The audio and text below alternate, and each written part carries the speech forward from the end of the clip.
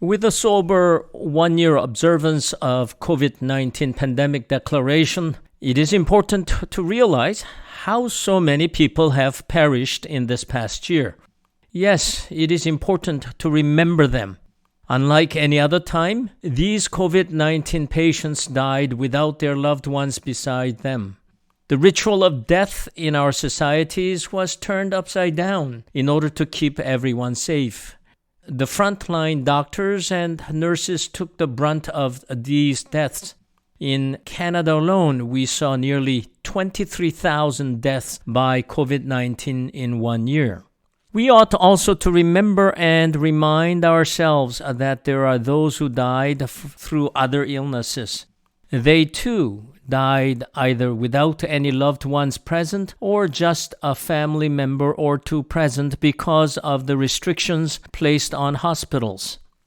The ritual of funeral was at bare minimum too, being limited to as few as 10 at graveside with no visitations. So many grieved and are continuing to suffer their loss alone. Add to these deaths, all other troubles, including mental illnesses, have been hitting every group in our society. The hidden cost of people's well-being is beyond our ability to grasp. The psychological repercussion of these isolated deaths will reverberate long after the pandemic is put behind us. With so much bad news all around, we tend to shrink into our own small world where we can control what happens from moments to moments. Our world has become incredibly small because we live in the world of individualism. In it, we are told that whatever happens to us is our own personal responsibility. If one gets sick, that is because he did not care for himself health-wise. If she is poor, that is because she did not do the right thing. It is all that person's fault. If you got COVID-19, it is because you did not take precautions. This is what our individualism has gotten us into. The onus is on the one in the unfortunate situation. That is, everything that happens to us is understood this way. If someone is rich, that's because of that person's hard work. If someone is poor, it is because the person is not working hard enough.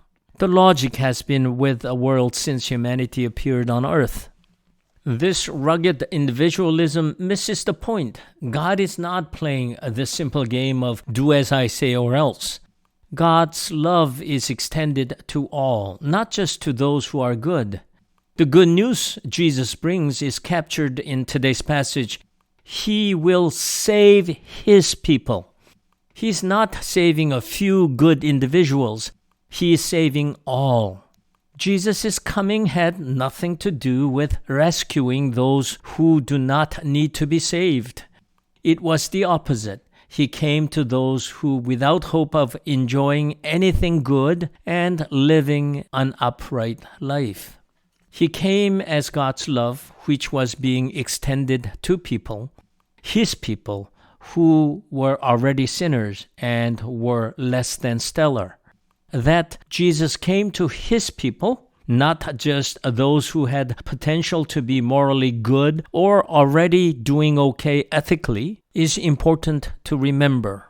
It is for the whole group for whom He came. That should open our eyes and transcend this individualism. The good news is that His people were the messed up ones, hopeless ones, and rejected ones.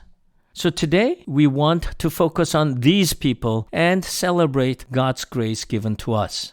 Who are these people to whom God sent Jesus? Who are these people Jesus came to save? Individually, they do not seem to measure up. As a person, she feels totally inadequate. As a Christian, he feels like he's always failing to live faithfully. As a Presbyterian, she knows she is less than perfect. As a citizen, he is poor. As a neighbor, she is homeless. As a church member, he is impossible. As a friend, she is invisible. As a family member, he always forgets to do right. To all these people who have been baptized, Jesus came. from Jesus' point of view, they are the ones God desires to give the good news of salvation. The church, as Christ together with his people, has always been a place of many different people. From the very beginning, as the church expanded after the Pentecost, people of all walks of life came together. In Greek and Roman cities, Christians made a name for themselves according to Pliny the Younger, as they ministered to the sick, the poor, widows, and orphans. Christians, unlike other religions or social institutions at that time, sought out people at the bottom of their world. As such, the church was never designated to be perfect and full of right kind of people. Especially at the beginning, Christians were just like us, from all walks of life, with hearts for unwanted, unspeakable, undesirable, and abhorrible people. Having been persecuted, tortured, imprisoned, and killed, Christians were acutely aware of the marginal people as they moved about in the Roman Empire. During the medieval times, when the church became the political power, much of the original hearts for the bottom groups of their world were pushed aside. But there were likes of St. Francis of Assisi who continued to bring the good news to the poor, the hungry, the sick, the sinners. In this context, we look at ourselves today. Drummond Hill is not full of politically powerful people. In fact, we have none. We are not overflowing with the rich people. We do not see a large number of righteous people. We are not the bastion of intellectuals of our city. We are as ordinary as our neighbors, some very poor, some very physically unable, some mentally struggling, and some carrying far more spiritual struggles than we can think of. We are made up mostly of those who consider themselves less than perfect, less than confident in faith, being aware of our own limitations in loving, and without too many answers. We are much less prominent than 3 decades ago. We see ourselves as weak.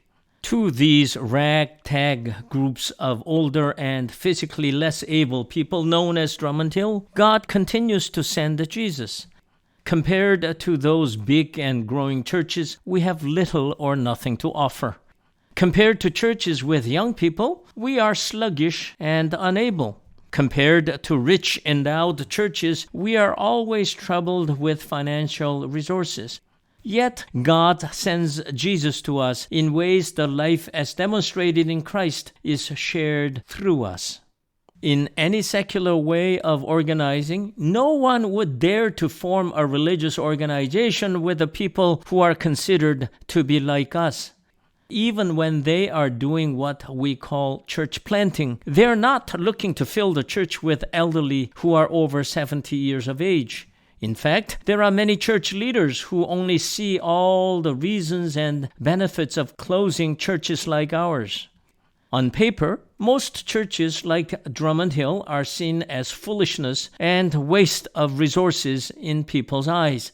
Yet I can compare Drummond Hill to many larger churches with large numbers of young people, to many organizations doing good works, and tell you that per person basis, we do more than our share and outperform most of these organizations in terms of sharing God's love to help life flourish in this world filled with unprecedented riches and wealth in human history. This is not a boast, but a point about God's way of doing things in the world to bring about the way, the truth, and the life. As Paul says in 1 Corinthians 1:25, God's foolishness is wiser than human wisdom, and God's strength is stronger than human strength. God is able to do so much with so little in the eyes of this world. We do not have much. As mentioned earlier, we are not the best and the brightest, the most devout and the most committed, the richest and the most powerful. In fact, we are the opposite.